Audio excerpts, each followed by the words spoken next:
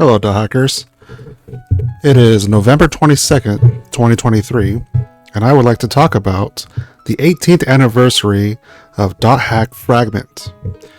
Now, for those of you who don't know, Dothack Fragment was a PlayStation 2 game exclusive to Japan only. It never received a North American release, or European release, or any other PAL region. This game was exclusive just for Japan, and it was only exclusive for a limited time, between November 22nd, 2005, and planned for November 22nd, 2006. However, it did get an extension because of its popularity, and it did end on January 18th, 2007. So, for those of you who aren't aware of Dothack Fragment, this is a PS2 game that uses the Dothack Infection, Mutation, Outbreak, Quarantine game engine. Everything is pretty much the same if you played those 4 games. There are a few differences. The most important one, of course, is the online play. You could play with up to 3 players, technically around the world, but again, it was exclusive to Japan. But you could play with up to 3 players and go grinding in dungeons, farming in fields, or just chatting. So how did they do this? So Dothack Fragment, like I said, uses the game engine previously used on the previous 4 games, which is not surprising because the previous 4 games was just one long game, broken up into 4 parts. The reason, or at least one of the reasons for this, is because of the contents on the disc. There was a lot of audio files for the original 4 games. The audio files for every character, for every cutscene, it took up a lot of the disk space. So instead of, fitting 4 volumes of games audio onto one disc, a DVD disc in this case, they split it up into 4 games. But let's say you take away all the audio. You have the game engine, the textures and models, and whatever else you want.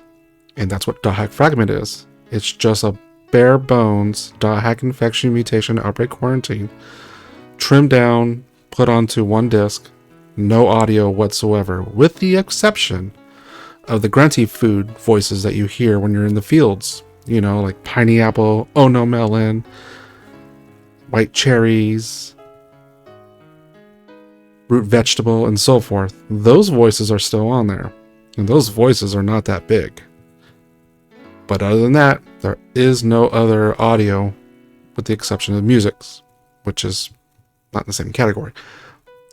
But it might surprise you to know there is no actual videos in any of the Dothack games, with the exception of the logos you see at the very beginning when you start up the disc.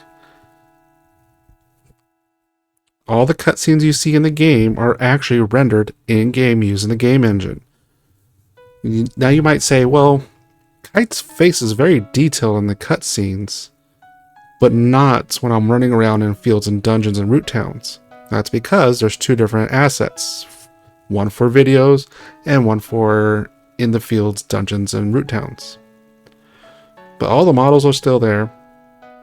The game engine handles the models the same as it would for playing the game normally.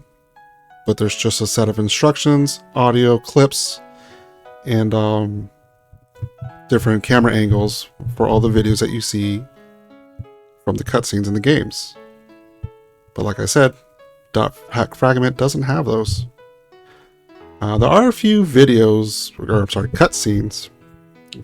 such as when you're doing gate hacking, and also the introduction videos when you meet Bear and so forth. Those are still kind of separated from the main game files. But again, it's not that much. Dothack Fragment has 2 modes when you start the game: offline mode and online mode. Offline mode has a very short story that has you. Now, if you want to avoid spoilers, you might want to cover your ears for this part.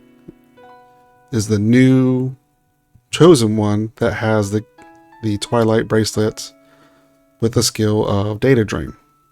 Now, the Data Drain cutscene has been removed, so you don't see that animation of Kite doing the data draining of the monsters like you did for the phases. Instead, you just get a little blip on the screen and it tells you whether you successfully data drain or not, just like the games, and any penalties if you were unsuccessful. But you could choose not to be the chosen one if you were to play in the online mode. You only get the skill on the second tutorial for the offline mode. The whole point of the offline story mode is basically introducing you to the game, get equipped with NPCs to play with, should you not be able to find anyone to play with online. And the NPCs can carry you throughout the entire story and get to a high and decent level. The NPCs, their levels are scaled up as you unlock them. So everyone's not going to start at level 1 when those NPCs you acquire to your team, to your party list. So the first 2 characters you get are Bear and BT, and they're going to be about level 12. And when you get towards the end and unlock the last character is level 99. And everyone else in between will match what you should be about at the time of unlocking them. You're just unlocking member addresses, getting the NPCs, and then there is one new boss, which is just a reskin color of an existing monster. So it's not too much different from the original games. You're not going to get any new real story, but there is 2 cameos of characters that were not in the Dothack Infection Mutation Outbreak Quarantine. You meet them halfway during the story mode, and basically, let's just say they didn't have to do much to change the assets. But you'll meet them, and you'll have them to your team, and you can use them whenever you want. So, now we come to online mode. Now, Dothack Infection Mutation Outbreak Quarantine is a story, a game that was written by writers who wanted to tell a story over the span of 4 games. So with that said, the Dothack fragment, you're pretty much making up your own stories as you go when you're playing online. There is no story mode when you go online. You just hop on, chat with people in the lobby chat, and then find 2 other people to join you on a route town to go adventuring in the fields and dungeons. And you can make up your own stories as you go. You can choose your characters that you make, choose your class, find your purpose in the game. You could go into offline mode and get the special skill that will make you special. And in some cases it's kind of required, but not necessary. And also, there's a program called the Area Server Program. The Area Server Program lets people make their own custom field and dungeons. You cannot change the root town appearance or locations of any part of the root town, but you can choose root town people will see when they join your area server that you're hosting. But the fields and dungeons, you can control all the assets, where they're located, where they're at, how many floors your dungeon has, and things like that. Where chests are, but the only thing you cannot really control is what's inside the chests or which monsters you pick. Monsters are going to be based off the elements of the field or dungeon, and they'll be pulled from a list of different monsters available. And you can't choose what level different fields are going to be. That's going to be scaled based off your area server level. So we'll go back to that later on. So let's go backwards and let's discuss, how did Dothack have an online game? So there was a company called Multiterm. Back in August 18, 2003, they created what was known as the Mass Player System Library Support, also known as Dynalink. This software allows for PlayStation 2s to basically connect to a different type of server in a peer-to-peer type server style. So there's not one general server like you would for World of Warcraft or Final Fantasy 9 back then, or 11. Final Fantasy 11 back at that time. So all this is offloaded by players who are hosting area servers. There's just one main lobby server, and this main lobby server was operated by Bandai Networks, which is a subsidiary of Bandai. This was back in 2005, so it wasn't Bandai Namco officially just yet. So this Bandai Network server points to an IP, which is j5q.channel.or.jp. This address, or IP address, is hard-coded on every retail copy of Dothack Fragment. Now, fans have found a way to point that address to a custom lobby server, which people can point their area servers to. And this is how we're playing Dothack Fragment today in 2023, just by swapping out the address that's on the disk to the new one, and then all the area servers also connect to that new area server. And so when you go in the game, you go into online mode, you set up your network connections, configurations, settings. You're going to the lobby server, and the lobby server is looking at what area servers are connecting to it, and it's providing you a list of area servers to play with. So one way to describe it is you're getting on a train. The one train takes you to the train station, and then from the train station you're able to pick a bus to a different destination. And when you get to that destination, other people can join you, and only 2 other people can join you, because they wanted to mimic the style of the Dothack Infection, Mutation, Outbreak, Quarantine games, where it's a 3-party system, which was also seen in the animes Dothack Sign.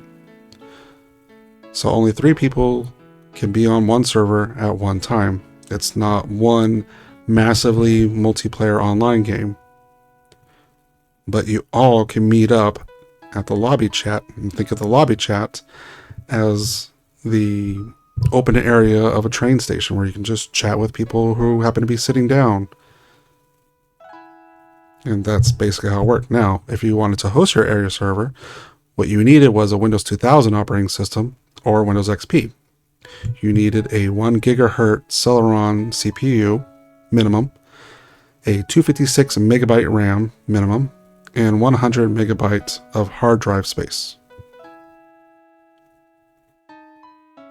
But that's all you needed. Once you were to operate the executable, you also had to port forward area port 20,000 on your router or modem, or any firewall protection you may have. That way people can connect to your area server program on your PC. And the area server program itself had different options. Options for publishing an area server that you created. The map editor is where you actually began. You go in there, create your new area server, which will give you access to change the name of your area server, the abbreviation for your area server, which is basically a symbol, and also your routing town that your area server displayed when someone joined your area server. And then from there, you can create maps by choosing, modifying, or creating new keywords. Keyword A, B, and C.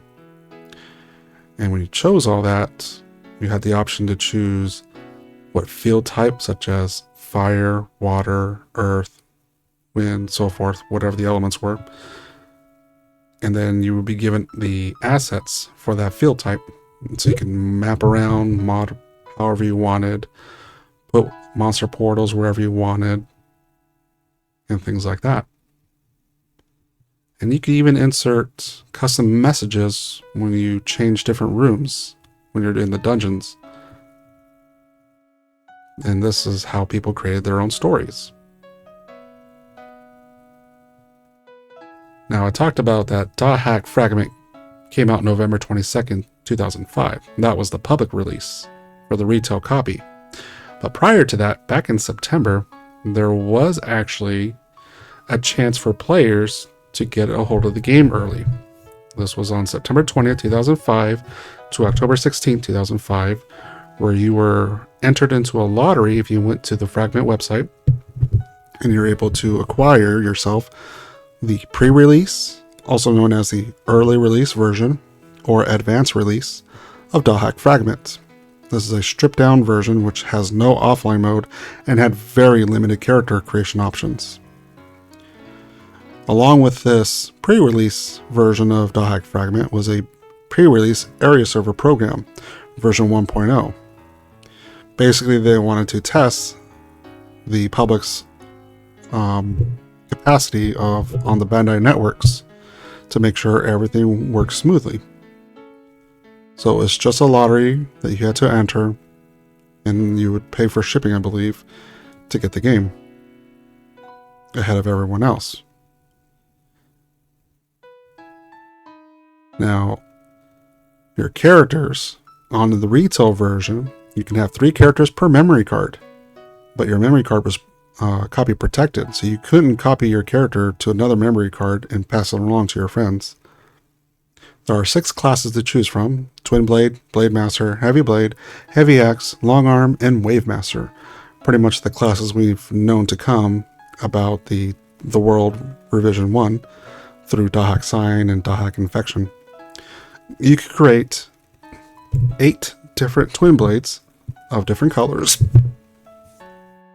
10 Blade Masters of different colors, 6 Heavy Blades of different colors, 5 Heavy Axe of different colors, 6 Long Arms of different colors, and 6 Wave Masters of different colors.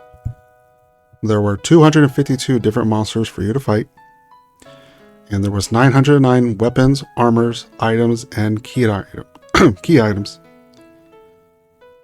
Now, regarding monsters, the 8 phases from Morgana are actually on the disc, but they are not encounterable in any means. I'm guessing when they copied the data over for Dothack Infection, Mutation Outbreak Quarantine to Fragment, they forgot to remove these models and assets. But like I said, they're on the disc, but by no means can you go to the same dungeons you did in the games and encounter them. Same thing with Kubia. I believe Kubia's data was also on the disc. Some of the monsters are going to be data bugged, so you're going to have those little green hexagons surrounding them. You would have to attack them up to a certain amount of HP, and at which you'll get the Protect Break option, and you could use Data Drain on those monsters to turn them back to normal monsters and defeat them however you wish.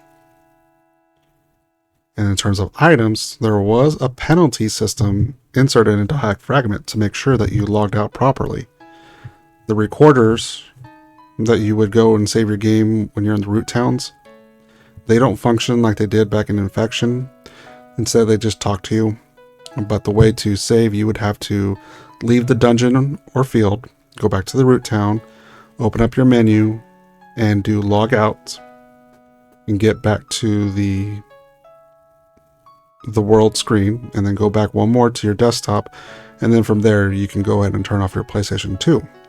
Now, if you didn't do this, you would have the item wipe penalty. All your items in your inventory, all your items in the Elf's Haven storage system, and all the items that you have equipped would be wiped from your character. Your character would continue to have its level wherever it was at, but all your gear, equipment, would be gone. So they want to make sure that you logged out and weren't trying to cheat of any kind. Now, what can you do online? Well, when you're online, on the world page, you have the options for lobby, guild, BBS, and rankings. Not on the world page. If you go back to the Ultimate desktop, you do have the option for email and web news. Email, if you have people on your friends list, you could email them. Web news was Bandai's way of providing you with some information, usually about the maintenance, which a reminder that maintenance was every Tuesday between 10 and 1600 hours, or 10 a.m. to 4 p.m. But you couldn't email anyone until you added them to your friends list, which means you would have to meet them in-game and add them to your friends list there. Lobby had the lobby chat room, where people would congregate and talk and discuss, form parties, and then join up on an area server. Guilds had the option for you to join a guild, use the guild shops, or create a guild. Now, to create a guild, this was not an option that was available from the start, and you would have to go in-game and go find what's called a guild seal from an end chest at the god statue. And with that item, key item, you could go ahead and create yourself a guild. But as a guild master, you can invite people to join your guild from the lobby chat. And then BBS, or bulletin board system, was just a open forum for people to post messages and then reply to them. Rankings was a way to rank all the players' accomplishments based off of level, HP, SP, GP, online got statues completed or offline got statues completed, gold, silver, and bronze coins collected. So if you wanted to see who was the highest level player in the game, you go up to the level option, HPs for health points, SP for spirit points, I believe that was your MP version of this game, and GP, which is gold points. Now the got statues is basically how many dungeons have you completed, whether it was online or offline. And the gold, silver, and bronze coins are key items you get randomly when you complete the god statues end chest. One thing of interest that you may not be aware of if this is your first time playing a CyberConnect 2 game is the music used in Dothack Fragment is actually music from a game called Tail Concerto. This is the first role-playing game that CyberConnect 2 created back on the PlayStation 1. If you listen closely to the lobby server music, when you're sitting in the lobby room chat room, you'll hear Princess Terraria's name. Her theme is played at the lobby server.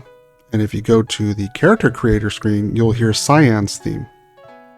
This isn't the first time that CyberConnect 2 repurposed, remixed their musics. They did the same thing with the song Inside the Mind from Tail Concerto. This is the theme song that you hear when you ride a Grunty in the Dothack Infection Mutation Outbreak Quarantine games. One other thing that was carried over from Dothack Infection Mutation Outbreak Quarantine was the Lost Lands that you see flying in the sky. On Dothack Infection, you saw the aerial fleet, which was a giant bloodied mummy floating in the sky, spinning with a bunch of airships in front of it. Post-game, you were actually able to go inside that. For Dothack Mutation, you had the inverted castle, which is a floating castle upside down. In Dothack Outbreak, you had the giant creature, which was a giant slug. And also in Dothack Quarantine, you had the ending world, which is a bunch of eyeballs in the sky. But a new one to Dothack Fragment is the Santa Grunty. Now, all these Lost Lands are specific per area server root town. Aerial Fleet will be on Delta server root towns.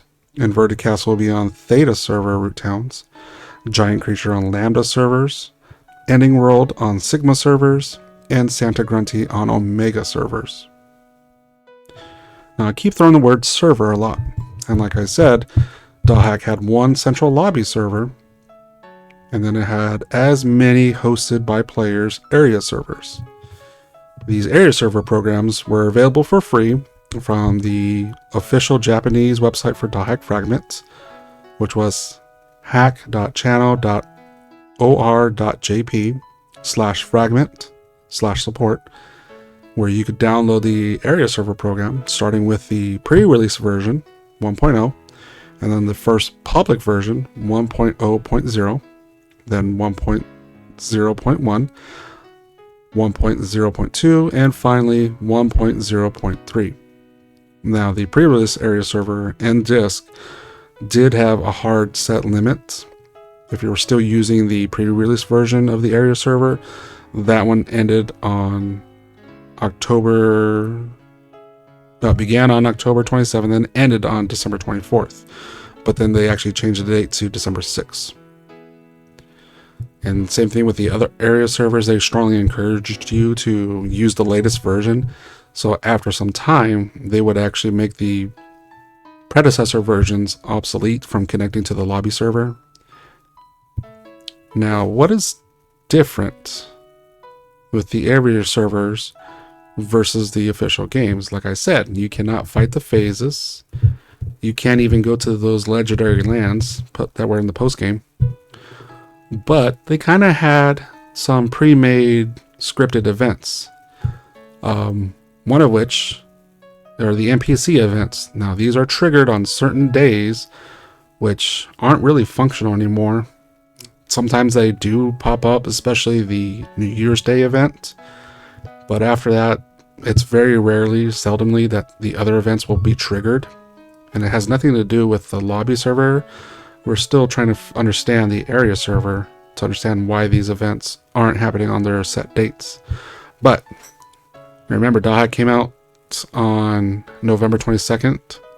So the first event you had was the Christmas event on December 25th, 2005, where if you completed the dungeon, your rewards were a Rena's handmade card or a Pushigo Santa statue. New Year's Eve event on December 31st, 2005. The rewards were Devil's Bell or New Year's Soba set. New Year's Day event, January 1st, was Kite's Kite. So imagine Kite, the player, running around the field with a kite in his hand. On February 3rd was the Setsuban event, where your reward was sugared red beans. Valentine's Day event on February 13th was luxury chocolate. Cherry Blossom viewing event on March 15th was Belmong's small sake cup. Tanabata event on July 7th was the wish strips. Little strips you would, I guess, tie to bamboo with a wish on it. On August 7th was the Oban event, which was an autographed color paper, also known as the signed shikishi. On September 29th was PC Day, where your reward was a mouse pad. And on October 9th was the Health and Sports Day event, where you got Natsumi's headband. Now, all this is just flavor text. These are just key items that you were able to unlock. They have no purpose other than just being, if you're an item completionist, to fill your key item slots. And like I said before, there were 909 weapons, armors, items, and key items. And these things are tracked in your item dictionary in the game.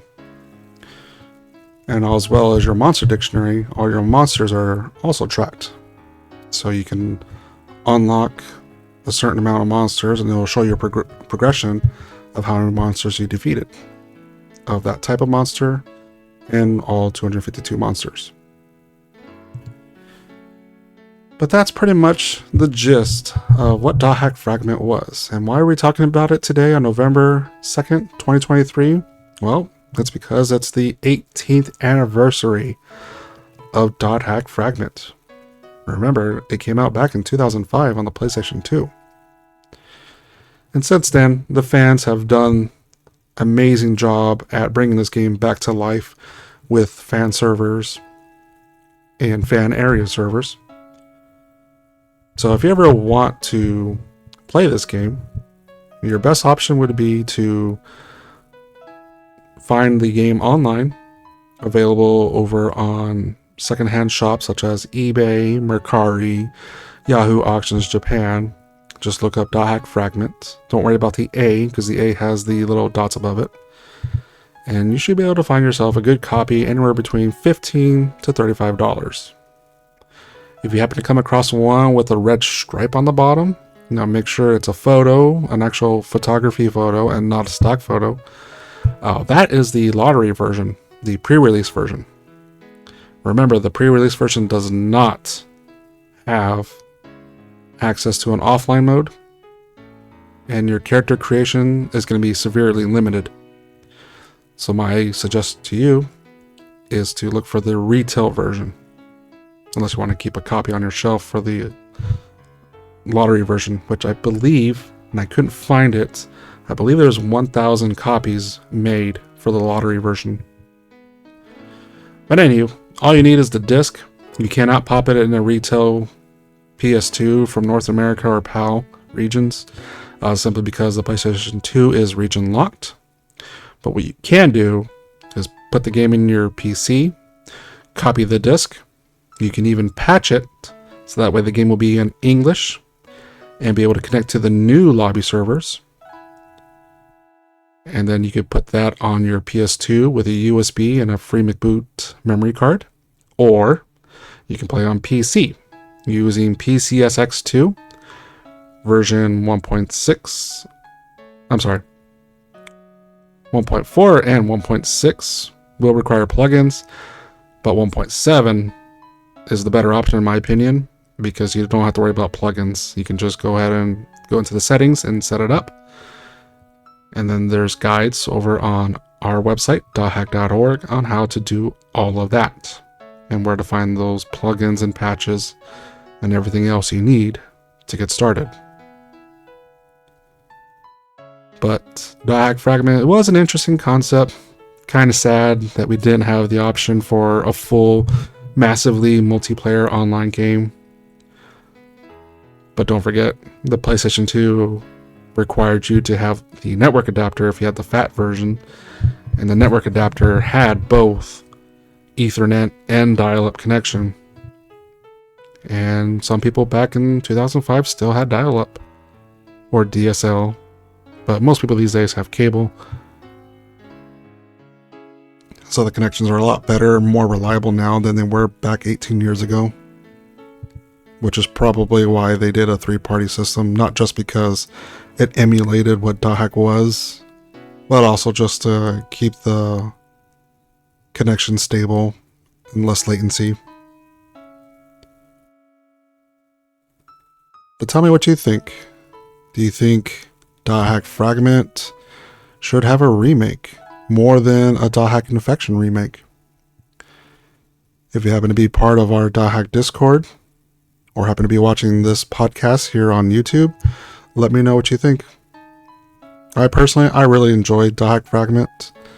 It's fun to play with people, and also just to explore or create new maps. One thing I didn't mention so far, I said there was no phases or cubia on Fragment, but there is one brand new monster that is deeply lore related to 2 characters known as Balmung of the Azure Sky and Orca of the Azure Sea. There is a monster you can fight at a very special dungeon, which can only be hosted by area server hosters that have it unlocked already. But that is the one main brand new monster that is not a recolor of anything we've seen before in Dothack Infection Mutation Outbreak Quarantine. So I advise you to go check it out, see for yourself, and see if you become the next descendant of Fiona. Until then, thanks for listening.